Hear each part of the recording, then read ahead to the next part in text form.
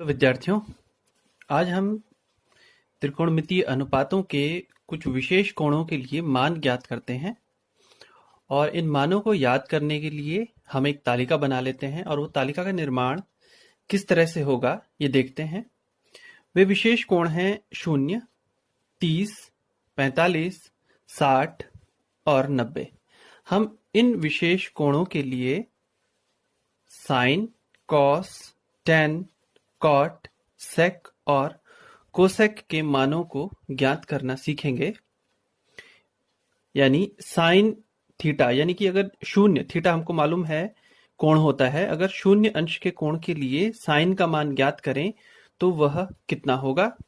ठीक इसी तरह से 30 अंश के लिए साइन का मान या कॉस का मान या टेन, इन सभी त्रिकोणमितीय अनुपातों के मान क्या क्या होंगे, इसे हम ज्ञात करना सीखते हैं।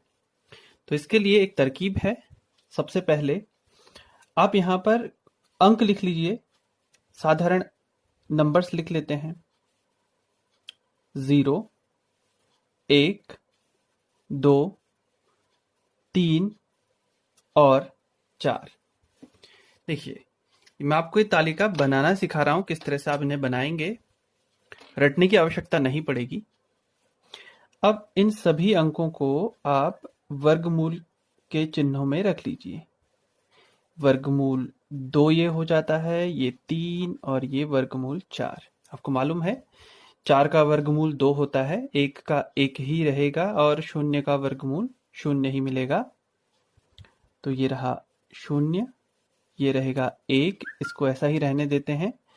4 का वर्गमूल हो जाएगा 2। अब यदि हमें 0 अंश पर या साइन के सभी मान ज्ञात करने हैं, साइन थीटा के लिए, यानी अगर आप साइन 0 अंश का मान निकालना चाहते हैं तो आप क्या करेंगे, अब इन मानों को आप सीधे सीधे 2 से भाग देते हुए आगे बढ़िए।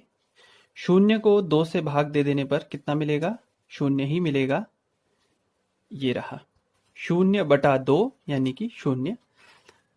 साइन 0 अंश का मान 0 होता है, इसका मतलब ये हुआ। अब 1 को 2 से भाग दे दीजिए। मैंने कहा साइन के सभी मान ज्ञात करने के लिए आप इन मानों को 2 से भाग दे दीजिए। 1 को अगर आप भाग देते हैं 2 से तो ये मिलेगा आपको 1/2, और वर्गमूल 2 को भाग देते हैं तो कितना मिलेगा, 1/वर्गमूल 2। ये कैसे, देखिए आपने भाग देने की बात की थी वर्गमूल 2 को 2 से। अब देखिए ये जो हमारे पास हर में 2 है, इसे हम लिख सकते हैं वर्गमूल 2 गुणा वर्गमूल 2, और ऊपर पहले से मौजूद है वर्गमूल 2। इस वर्गमूल 2 से ये वर्गमूल 2 कैंसिल हो जाता है, भाग दिया जाता है, और बचेगा क्या, यहाँ 1/वर्गमूल 2। इसलिए मैंने लिख दिया यहाँ पर 1/वर्गमूल 2। ऐसे ही वर्गमूल 3 को 2 से भाग दे देते हैं, इतना आता है वर्गमूल 3/2। अंत में है 2, 2 को 2 से भाग देने पर प्राप्त होगा 1। देखिए हमने इस तरह से कुछ भी रटने की आवश्यकता नहीं पड़ी। क्या देखा कि साइन 0 अंश का मान 0 होता है, साइन 30 अंश का मान 1/2 होता है, साइन 45 अंश का मान 1/वर्गमूल 2 होता है, साइन 60 अंश का मान वर्गमूल 3/2 होता है, साइन 90 अंश का मान 1 होता है। अब बात आती है कॉस की। इसके लिए एक और तरकीब हमारे पास है। कॉस के लिए कॉस और साइन एक दूसरे के लिए पूरक रहेंगे, यानी कि जो मान साइन में 0 अंश पर होगा वही मान कॉस के लिए 90 अंश पर होगा। जो मान साइन का 30 अंश पर होगा वही मान कॉस का 60 अंश पर होगा, क्योंकि 30 और 60 पूरक, 0 और 90 पूरक, इस तरह से। तो इसके लिए आपके पास कुछ अधिक करने की जरूरत नहीं है। जो साइन का 90 में था वो कॉस के लिए 0 में होगा, तो ये 1 आप यहां लिख देंगे। कॉस में 30 यानी कि साइन में 60, यानी वर्गमूल 3/2, वर्गमूल 3/2। साइन में जो 45 होगा वो ही कॉस के लिए 45 होगा, क्योंकि 45 अंश का पूरक कोण 45 ही होता है। तो ये फिर से हो जाएगा 1/वर्गमूल 2। साइन में कॉस में जो 60 होगा वो साइन का 30 होगा, यानी 30 में था 1/2, ये कॉस के 60 के लिए बनेगा 1/2। अब कॉस में 90 अंश का मान वही होगा जो साइन में शून्य अंश पर था। ये एक तरह से आप देख सकते हैं हमने इन मानों को यहां से इस तरफ को उतार दिया है। 1 वर्गमूल 3/2, 1 बटा वर्गमूल 2, 1/2 और 0। देख लीजिए। अब बात आती है टेन की। हमें मालूम है टेन थीटा क्या होता है। टेन थीटा होता है साइन थीटा बटा कॉस थीटा। देखें, टेन थीटा होता है साइन थीटा बटा कॉस थीटा। यदि आपने यह सूत्र नहीं पढ़ा हुआ है तो आप इसको समझें। देखिए, टेन होता है आपका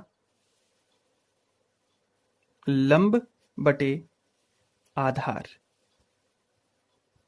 यदि हम इसके अंश और हर दोनों में ही कर्ण से भाग दे दें, देखिए ये हो गया लंब बटा कर्ण, ये हो गया आधार बटा कर्ण। अब आपको याद आ गया होगा कि लंब बटा कर्ण देखिए क्या होता था, साइन थीटा। आधार बटा कर्ण क्या होता था, कॉस थीटा। यानी कि टेन थीटा दरअसल में साइन थीटा बटा कॉस थीटा लिखा जा सकता है। तो इस सूत्र की मदद से देखिए टेन थीटा क्या हो जाएगा, शून्य शून्य अंश पर साइन शून्य बटा कॉस शून्य। शून्य को 1 से भाग देना है। आप साइन के सभी मानों के लिए कॉस के सभी मानों को भाग देते जाएं, साइन के सभी मानों को कॉस के सभी मानों से भाग देते जाएंगे तो टेन के सभी मान प्राप्त होते रहेंगे। कहने का मतलब ये है। तो टेन 0 डिग्री या टेन शून्य अंश होगा साइन शून्य बटा कॉस शून्य। अब साइन शून्य अंश होता है 0 और कॉस शून्य अंश होता है 1, यानी 0 को 1 से भाग दे दिया आपने, वो आएगा 1, सॉरी 0। 0 को 1 से भाग देने पर आ जाएगा 0। अब 1/2 को वर्गमूल 3/2 से भाग देते हैं तो ये 2 से ये 2 कट जाता और ये आता है 1/वर्गमूल 3। टेन 45 यानी कि साइन 45 बटा कॉस 45। 1/वर्गमूल 2 को 1/वर्गमूल 2 से भाग दे देंगे यानी कि 1। सीधी सीधी बात है, 1/2 को 1/2 से 1/वर्गमूल 2 को 1/वर्गमूल 2 से भाग देंगे तो कितना मिलेगा, 1। अब टेन 60 यानी कि साइन 60 बटा कॉस 60, ये हर में जो 2 है ये दोनों कैंसिल हो जाएंगे, ये आएगा वर्गमूल 3। अब 1 को 0 से भाग देना है, ये बहुत महत्वपूर्ण बात है। 1 को 0 से भाग देना है। हमें मालूम है किसी भी संख्या के यदि हर में 0 हो तो यह अपरिभाषित कहलाता है, तो इसको हम अपरिभाषित संख्या कहेंगे, यानी 1/0 यानी अपरिभाषित। अब कॉट और टेन एक दूसरे के ठीक पूरक हैं। बिल्कुल इसी तरह से हम इसको इस तरफ से राइट टू लेफ्ट उतार लेते हैं। कॉट 0 यानी कि अपरिभाषित, फिर आ जाता है वर्गमूल 3, यानी जो टेन का मान 60 में होगा, 60 में होगा, वही मान कॉट का 30 अंश के लिए होगा। फिर 1, फिर 1/वर्गमूल 3 और फिर 0। अब हमने सबसे पहले दिन जब त्रिकोणमिति प्रारंभ की थी तभी बताया था कि सेक जो है कॉस का व्युत्क्रम रहता है।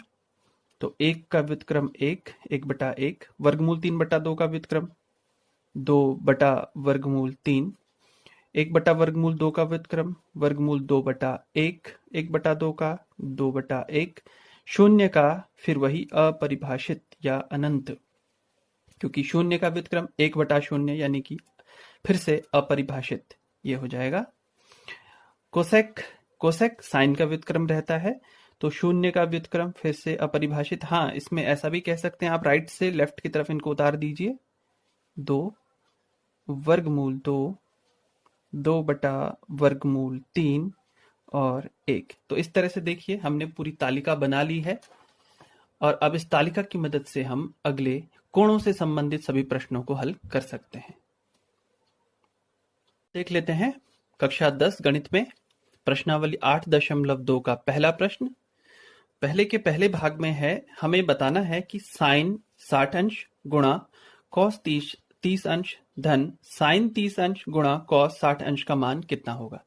तो देखिए ये मैं आपको पहले ही बता चुका हूं कि साइन 60 अंश का मान हम तालिका की मदद से कैसे देखेंगे, ये आप याद भी रख सकते हैं, वरना ये तालिका हमने अभी बनाई है, किस तरह से बनाई आपको पता चला। तो देखिए साइन 60 अंश का मान कितना था, ये साइन और ये 60 वर्गमूल 3/2। तो हम यहां लिखेंगे वर्गमूल 3/2 गुणा cos 30 अंश का मान cos 30। और वैसे भी आपको मालूम है कि साइन और cos एक दूसरे के लिए पूरक त्रिकोणमितीय अनुपात हैं। तो जो मान साइन का 30 में होगा वही cos का 60 में होगा, या ठीक इसका उल्टा, जो मान साइन का 60 में होगा वही cos का 30 में होगा। तो ये समान ही आएंगे, यानी कि जो cos साइन में 60 अंश पे आएगा वही cos में 30 अंश पे आएगा। तो दोनों में ही वर्गमूल 3/2 आप लिखेंगे। फिर आता है साइन 30 अंश का मान, साइन 30 अंश का मान 1/2 और cos 60 अंश का मान भी 1/2। अब ये दोनों मान आप लिख लेते हैं इस तरह से। अब क्या करना है, गुणा है, इनकी गुणा कर लेंगे। वर्गमूल 3 की वर्गमूल 3 से गुणा करते हैं तो हमें मिलता है 3 और 2 दुना हो गया 4। 1/2 की 1/2 से गुणा करते हैं 1/4 और फिर इन दोनों का जोड़िए 3 और 1 4, 4/4 यानी कि 1। इस तरह से ये प्रश्न हो गया हल। अब देखें दूसरा प्रश्न, इसी प्रश्नावली से, इसी का दूसरा भाग है।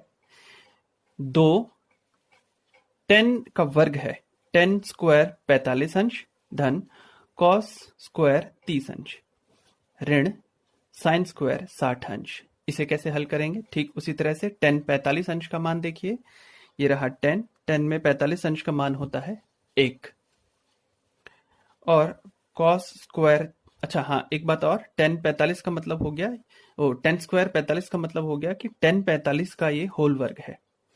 ठीक ऐसे ही cos स्क्वायर 30 अंश का मतलब हुआ cos 30 का होल वर्ग ये है, और ये साइन 60 का होल वर्ग है। सबसे पहले तो आप इसको इस तरह से समझें। उसके बाद अब इनमें आप मान रखते हैं, 10 45 का मान 1, cos 30 का मान वर्गमूल 3/2 और साइन 60 का मान भी वर्गमूल 3/2। ये सभी मान आप यहाँ रखें। अब क्योंकि ये वर्ग था तो आप इसको वर्ग कर लेंगे, एक का वर्ग यहाँ करेंगे, वर्गमूल 3/2 का वर्ग, वर्गमूल 3/2 का वर्ग।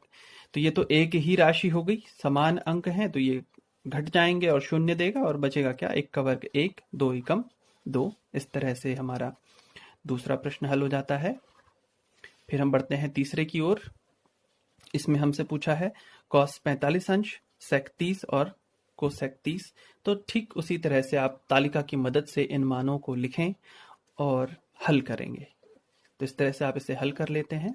हल करने के बाद यहाँ पर थोड़ा सा आपको ध्यान देना पड़ेगा कि हर में जो राशि आई है यहाँ पर वो एक अपरिमेय राशि है, क्योंकि वर्गमूल 3 एक अपरिमेय संख्या है और किसी अपरिमेय संख्या को परिमेय संख्या से जोड़ने पर अपरिमेय संख्या ही प्राप्त होती है। अर्थात इस भिन्न का जो हर है वो एक अपरिमेय संख्या है।